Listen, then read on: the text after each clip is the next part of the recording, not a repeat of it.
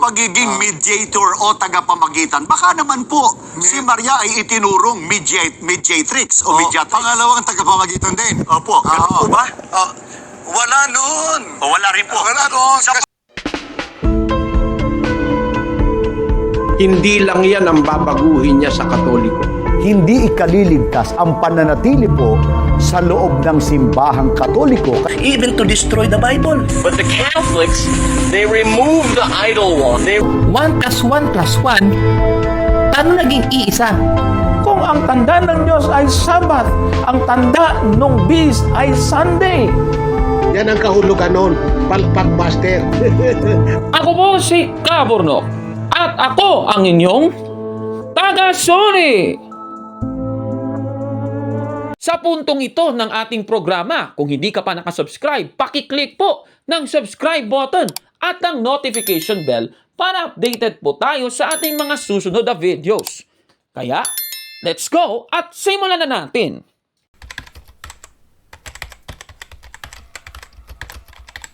Magandang araw mga kabatid and welcome na naman po sa isang bagong episode ng Taga-Suri. Babasahin muna natin ang unang Timoteo, Kapitulo 3, versikulo 15. Ganito po ang ating mababasa. Ngunit kung ako'y magluwat ng mahabang panahon, ay upang maalaman mo kung paano ang dapat sa mga tao na ugaliin nila sa bahay ng Diyos, na siyang iglesia ng Diyos na buhay at haligi at suhay ng katotohanan. Napakaliwanag. Ang iglesia po na itinayo ng ating Panginoong Hesukristo ay siyang source, haligi, suhay ng katotohanan sa ating pananampalataya, mga kababayan. At yan po ay ayon sa Biblia. Isa sa mga katotohanan ito na nahayag sa iglesia na itinayo ng ating Panginoong Hesukristo ay ang role o parte ni Maria na ina ni Jesus sa kaligtasan ng tao. At ang katotohanan na ito, ang planong gibain ng mga ministro ni Manalo. Eto, panoorin nyo po yung explanation ng planong sisiraan ng mga ministro ni Manalo. Itong explanation ni Attorney Marwil Yasos na ititry pong ididebunk daw ng mga ministro ni Manalo. Eto, panoorin nyo po mga kapatid. Balikan po natin yung pahayag kanina ni Attorney Maruel, kapatid na John, na yung iglesia raw po, dapat daw po maging holy o maging banal. Ano po ang iminamatwid ni Attorney Maruel na isa sa mga Catholic defenders to prove that the Catholic Church should be holy or even the members of it? Ang mabuti ay panoorin natin siyang mali, kapatid na Michael. The church is holy because the founder is holy. Because Jesus has been pleased to engraft us into Himself by making us His body. Kaya lahat ng kabanalan, lahat ng biyaya ay nagmumula sa ulo. At yan ay si Kristo. Dumadaloy papunta sa katawan tayong mga miyembro ng kanyang iglesia. At ang mahal na Birheng Maria ay ang lieg, dahil siya ang mediatrix of all graces. You see how it is anatomically perfect, no? That symbolism of the church. Ayan, so nakita nyo po at pinakita po ng mga ministro ni Manalo ang video ng isang Catholic apologist na si Attorney Marwil Yasos. Nakita nyo po yan kanina, ano, mga kapatid. At ayon po sa ating napanood mula sa explanation ni Attorney Marwil, si Kristo po ang ulo ng katawan na siyang ang iglesia. At mababasa natin yan sa 1:18 ng Kolosas. Samantalang si Maria ay sinasabing leeg sa gitna ng ulo na si Kristo at katawan na siyang ang iglesia. Sa palagay ba ng mga ministro, opisyal ba na aral ito ng Iglesia Katolika na si Maria ay leeg? Eto, panoorin po natin sila mga kapatid. Kaya, kapatid na Michael, ang iglesia daw ay banal sapagkat ang founder daw ay banal. Ang iglesia daw ay katawan ni Kristo at si Maria daw na ina ng ating Panginoong Hesukristo ay leeg. Dahil ito raw ang mediatrix of all graces. At para mapansin po nila, medyo nangingiti kami. Pasensya na po kayo. Ang sabi ni Attorney Mars, At ang mahal na Birheng Maria ay ang lieg, dahil siya ang mediatrix of all graces. see how it is anatomically perfect, no? That symbolism of the church. Kapatid na Diyo, hindi po kaya nabigla lang o kaya nagulat o kaya nalipasan ng gutom itong si Attorney Maruel nang sabihin niyang si Maria daw po ay leeg sa iglesia. Leeg sa pagitan ng ulong si Kristo at ng iglesia na kanyang katawan. Nasa gitna niya kayo, mediatrix of all graces daw. Pero hindi yan, inimbento lang ni Liasos. Bakit po? Yun ang talagang doktrina nila. Na si Maria po, leeg? Oo, ganito ang pahayag ni Monsignor Jose Abriel, isang paring Katoliko yan, sa kanyang aklat na Pananampalataya at Katwiran, pahina 178. Ito ang sabi niya, tunay ngang maituturing natin na si Maria na pangalawang tagapagligtas at tagapamagitan. Siya ay ani San Bernardo, ang leeg na nagpipisan sa ulo na si Kristo at ang katawang mistiko ang simbahan. Sa makatwid, maliwanag po ang stand ng Iglesia Katolika na si Maria tagapamagitang leeg. Ano po? Ayan, so napanood nyo po ang sinasabi dito ni Michael Sandoval at ni Jose Ventilacion, mga kababayan, at napatunayan nga nila na aral talaga ng Iglesia Katolika na si Maria ay tagapamagitang leeg. Ayan, at nagbasa sila ng aklat. Itong aklat ni Monsignor Jose Abriol, Pananampalataya at Katwiran, sa page 178. Ayan, nakikita nyo po sa screen ang kanilang binasa kanina. Pero nakapagtataka, mga kababayan, na sinabi kasi sa video ni Attorney Maruel, sabi niya, no, si Maria ay leeg at mediatrix of all graces. Tapos yung ginawa ng dalawang ito, pinagsama yung sinabi ni Attorney Maruel at saka yung aklat. Nakalagay kasi doon na si Maria ay pangalawang tagapagligtas at tagapamagitan, at si Maria ay leeg daw na nagpipisan sa ulo na si Kristo at ang katawang mistiko ang iglesia, mga kababayan. Kaya yung sabi nila, si Maria daw ay tagapamagitang leeg. Ayan. So, tanong, aral ba talaga ng Iglesia Katolika na si Maria ay leeg at si Maria ay tagapamagitan? Yung gagawin natin, suriin muna natin yung aklat na kanilang binasa. Ayan, no? Pananampalataya at Katwiran ni Monsignor Jose C. Abriol, na yan po ay inilimbag ng Catholic Trade School sa Maynila, na may nihil obstat ni A.G. Casas at imprimatur ni Rufinus Cardinal Santos. Isinulat po yan noong 1957 ni Monsignor Jose Abriol. Ganito yung nakasulat. Ayan, nakikita nyo sa screen. At yan naman talaga nakalagay sa page 178. Ayan, yan talaga, letra por letra, yan talaga po ang nakalagay.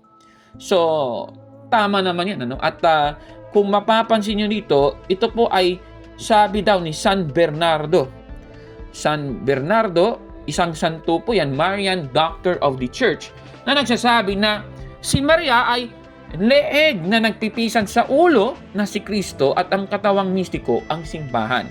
Katunayan, may isa pong church document na kinote po itong sinabing ito ni San Bernardo.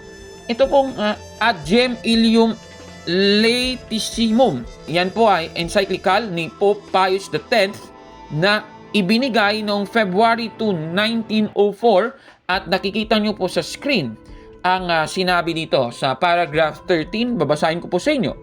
But Mary, as Saint Bernard justly remarks, is the channel, or, if you will, the connecting portion, the function of which is to join the body to the head and to transmit to the body the influences and volitions of the head. We mean the neck. Yes, says Saint Bernardine of Siena, she is the neck of our head, by which he communicates to his mystical body all spiritual gifts. Yan po ang nakasulat dito po sa church document na ito, na yan po ay dinelivered ni Pope Pius X noong February 2, 1904, mga kababayan. Ngayon, dahil alam na natin na ito po isang opisyal na aral ng Iglesia Katolika, paano ba ito gigibain ng mga ministro ni Felix Manalo? Heto, panoorin po natin sila, mga kababayan. Ito po, mga kaibigan. Sa Biblia po, may mababasa tayo na ang Panginoon Kristo ay ulo ng kanyang katawan na yun ang kanyang iglesia. Kolosas 1:18 at Efeso 5:23. Pero ito ang tanong, kapatid na Diyo. Sa Biblia po ba may mababasa tayo na si Maria ay tagapamagitang leeg sa pagitan ni Kristo at ng iglesia? Sa yung nasa gitna, leeg, meron po ba nun? Ito, madalas umarinig, kapatid Michael, wala nun! Wala nun! Ayun natin sabihin si Eli Soriano yun. Wala nun. Yan po, at napanood po natin ang sambit ng dalawang ministrong ito ni Felix Manalo. Sabi nila, hindi daw mababasa sa Biblia na si Maria ay ang leeg. Hindi daw mababasa. So, tanong, totoo ba ito, mga kapatid? Uulitin ko lang po, alam naman po natin, si Kristo ang ulo ng katawan na siyang iglesia. Kolosas 1:18, mga kapatid. At kinote po doon sa aklat ni Jose Abriol itong sinabi ni San Bernardo na ang leeg daw yung nagpipisan sa ulo at ng katawang mistiko, yung iglesia, mga kapatid. So, base po dito sa aklat ng kanilang binatayan, hindi naman po galing sa Biblia ang sinasabing si Maria ay leeg, kundi ito ay pahayag ng iglesia na itinayo ng ating Panginoong Kristo. At uulitin ko po, yung iglesia at hindi po ang Biblia.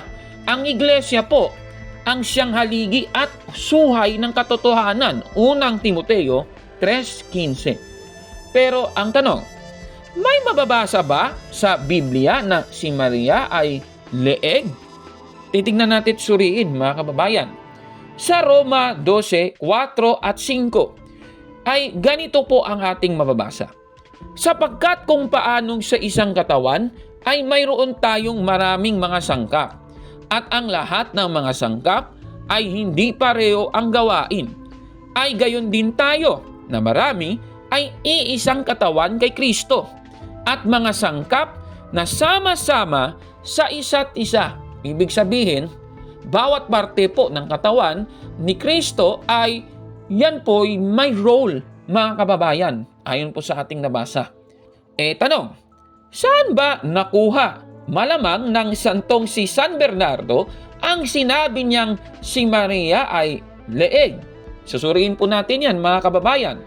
Alam naman natin na kung tayo'y magdadasal ng rosaryo ay meron pong tinatawag na Litany of the Blessed Virgin Mary.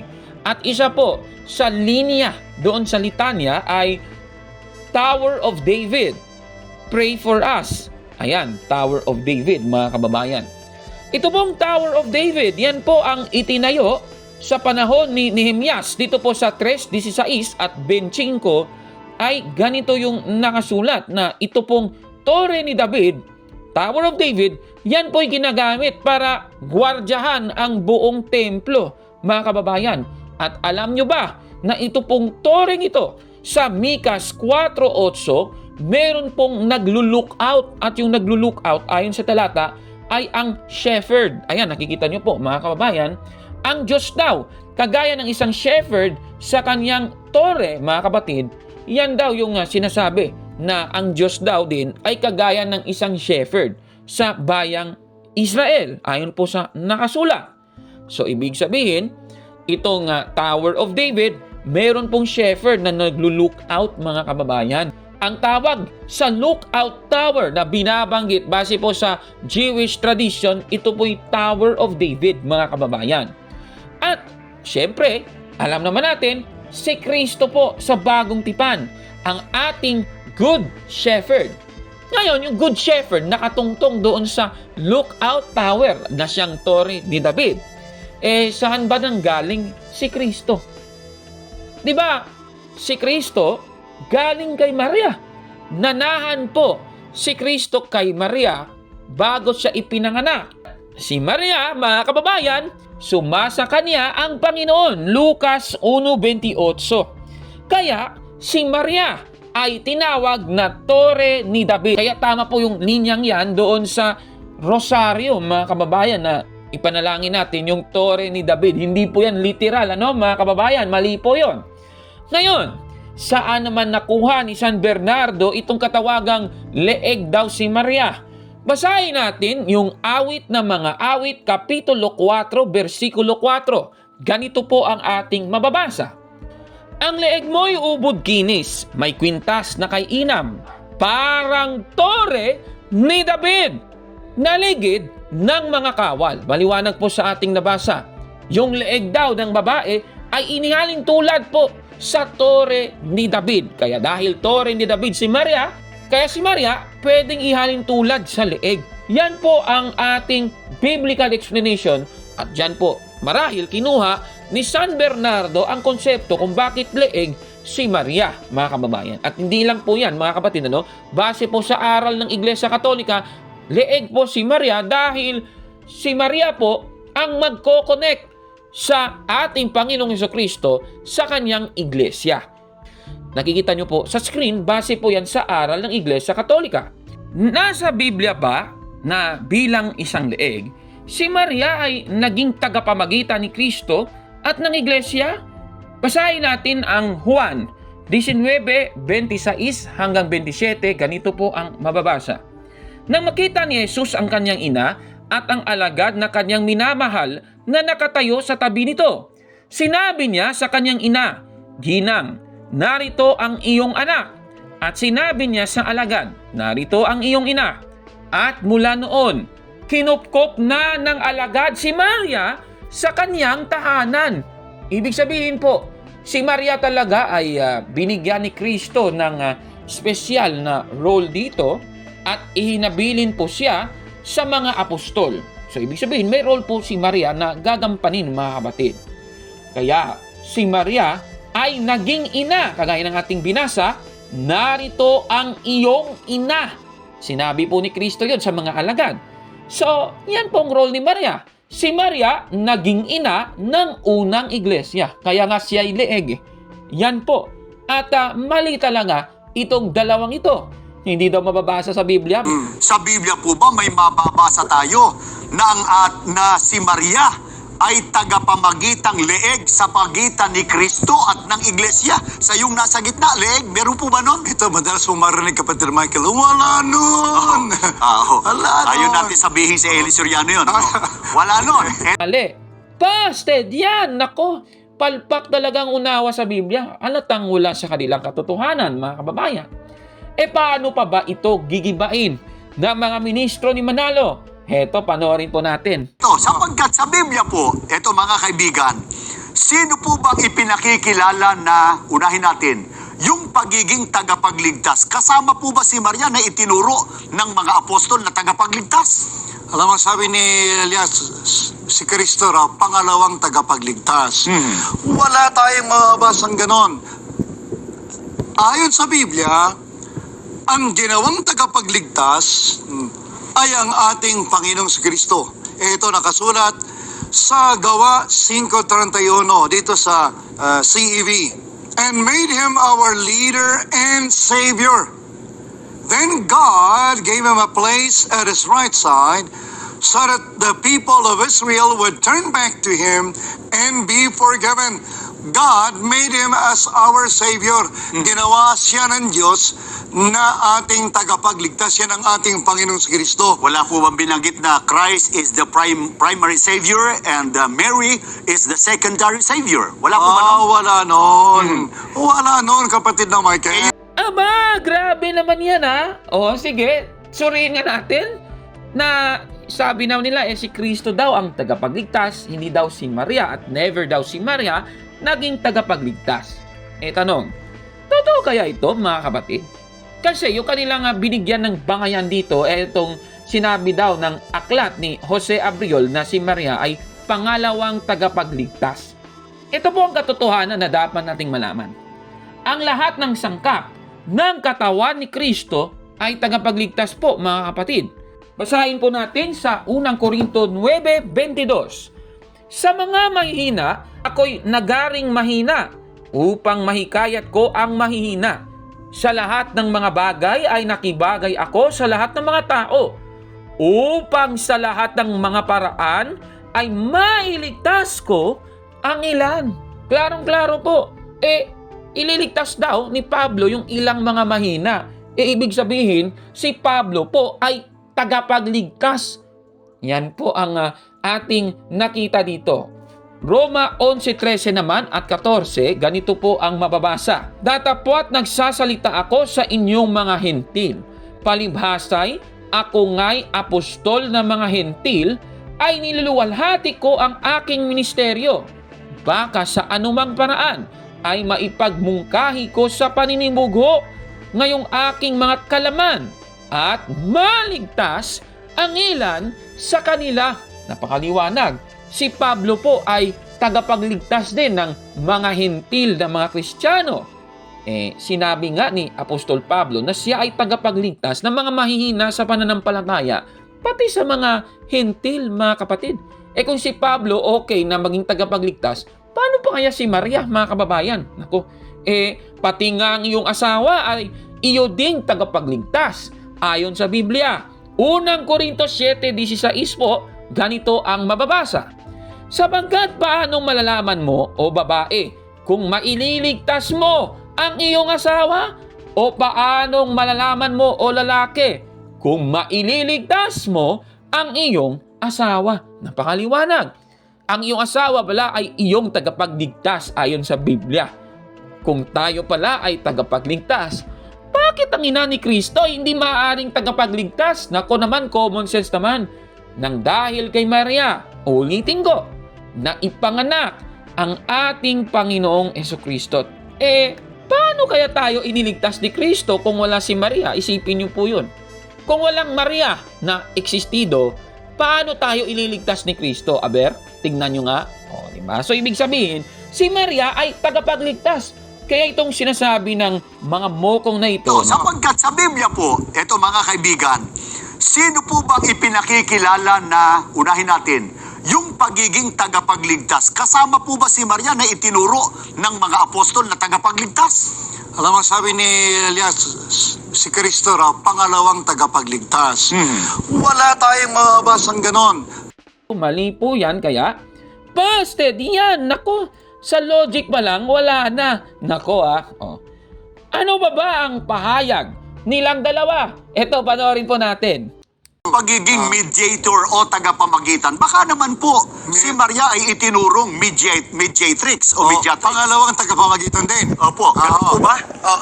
Wala noon. O wala rin po. Wala noon Sapagkat kasi... nang magturo po si Apostol Pablo, mga kaibigan, ilan at sino po ang tagapamagitang itinuro ng Biblia? Basahin natin ang sinabi niya sa unang Timoteo 2:5 from the Jubilee Bible.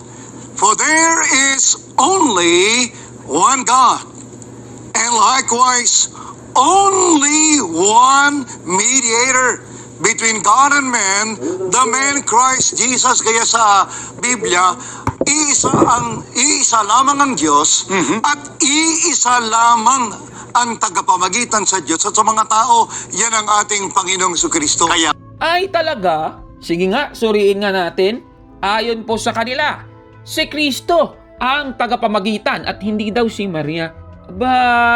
Tanong, totoo kaya ito, mga kapatid? Susuriin po natin yan, Kasi yung binatayan nila, yung aklat, sinasabing si Maria ay tagapamagitan din. Ayon po dito sa aklat ni Jose Abriol. Ngayon, binasa nila yung unang Timoteo 2:5 na ang ating Panginoong Jesucristo ay ang nag-iisang tagapamagitan sa pagitan ng Diyos at ng tao. Unang Timoteo 2:5. Tanong, tutol ba tayo sa nakasulat na ito sa Biblia? Hindi naman tayo tutol kasi aral nga natin yan. Catechism of the Catholic Church, paragraph 480, that Jesus Christ is the one and only mediator between God and man. Napakaliwanag. Aral natin yan Pero, tanong, saan ba naging tagapamagitan si Maria? Ayon po sa doktrina ng Iglesia Katolika. Balikan natin yung ating binasa kanina. Si Maria po, tagapamagitan kay Kristo at sa kanyang iglesia. Magkaiba po yon. Si Maria po ay tagapamagitan ni Kristo at ng kanyang iglesia. Yung nasa unang Timoteo 2:5, si Kristo naman tagapamagitan ng Diyos Ama at ng mga tao. Ibig sabihin, magkaibang senaryo po ang tinutukoy at hindi po pwedeng gibain ng unang Timoteo 2:5 ang doktrinang ito ng Iglesia Katolika tungkol sa pagiging tagapamagitan ni Maria, mga kapatid. Kaya itong sinasabi nila, Basahin natin ang sinabi niya sa unang Timoteo 2:5 from the Jubilee Bible. For there is only one God, and likewise only one mediator between God and man, the man Christ Jesus. Kaya sa Biblia, iisa lamang ang Diyos at iisa lamang ang tagapamagitan sa Diyos at sa mga tao. Yan ang ating Panginoong Jesucristo. Kaya ako palso na naman, kaya busted yan, mali. Naku, ano pa ba ang pahayag nilang dalawa? Di panoorin natin. Kaya kapatid na Diyo, alang-alang sa mga kababayan po nating Katoliko, sana wag naman sila magdaramdam sa atin nang ituro po ng simbahang Katoliko na si Maria raw ay tagapamagitang leeg. Paggalang po ba ito kay Maria na ina ng Panginoong Jesucristo? I'm sorry to tell them, Brother Michael, pero hindi nila totoong ginagalang si Maria na ina ng ating Panginoon Jesucristo. Sabi nga ni Derek kay binastos pa nila dahil sa paglapastangan niyang pagtuturo at walang kinalaman si Maria doon, nang sabihin nilang siya raw ay pangalawang tagapagligtas at pangalawang tagapamagitan. Wala siyang nalalaman dyan sa pinagagawang yan ng mga Katoliko. Kaya kung buhay lang si Maria sa panahong ito, tiyak na magagalit siya kina Atty. Mars at sa iba pang mga tagapagturong Katoliko. Ba? Sige. Grabe namang grabe namang paninira yan sa mga Katoliko, ano? Sabi nilang dalawa, mga kapatid, kung buhay pa daw si Maria, magagalit daw siya sa mga Katoliko na nagtuturo na si Maria ay tagapamagitan leeg. Tanong, totoo kaya itong sinasabi nila, mga kababayan? Suriin nga natin. Alam ninyo, mga kapatid, tayo pong mga Katoliko, we are grateful of what Mary has done sa mga buhay natin. Dahil nga kay Maria, ipinanganak si Kristo. Dahil kay Maria, siya po, sa pamamagitan ni Maria, siya ang naging tulay para maipanganak ang ating tagapagligtas. Yung tagapagligtas na namatay sa krus para sa ating mga kasalanan. Sa Lucas 1:48, ganito po yung sinasabi. Sapagkat nilingap niya ang kababaan ng kanyang alipin, sapagkat narito, mula ngayon ay tatawagin akong mapalad ng lahat ng maghahali-haliling lahi. Klarong-klaro, mga kababayan, tatawagin pala si Maria na mapalad. Tanong, kinikilala ba ng mga taga-iglesia ni Cristo ni Manalo si Maria bilang mapalad? Parang hindi naman ganun Parang dinidiscredit nila ang role ni Mary sa salvation ng tao. Baka sa kanila pa magalit si Maria. Nako Kaya mga Katoliko lang ang tinutukoy ng nasa Lucas 1:48. Kaya itong sinasabi nila, no? I'm sorry to tell them, Brother Michael, pero hindi nila totoong ginagalang si Maria na ina ng ating Panginoon Jesucristo. Sabi nga ni Derek kay binastos pa nila dahil sa paglapastangan niyang pagtuturo at walang kinalaman si Maria doon, nang sabihin nilang siya raw ay pangalawang tagapagligtas at pangalawang tagapamagitan. Kaya itong sinasabi nila, nako, mali yan. Kaya, busted yan, mali yan. Nako, nag-aakusa pa kayo, mga palpak naman. Ulitin ko po, hindi lahat ng katotohanan tungkol sa ating pananampalataya ay dapat na mabasa sa Biblia. Mga kapatid, hindi po ganun yun. Unang Timoteo 3:15, ang iglesia at hindi ang Biblia ang haligi at suhay ng katotohanan. Dapat po natin niyang tanggapin, mga kapatid. Anong masasabi ninyo sa ating episode ngayon? Comment down below, mga kababayan. At kung like mo ang video na ito, paki-smash ng like button at mag-subscribe sa ating YouTube channel. Taga-sorry! Kaya, huwag maniwala sa sabi-sabi. Check muna kung fact nga talaga. Hanggang sa susunod na episode. Ako po si Kabordo. At ako ang inyong taga-sorry!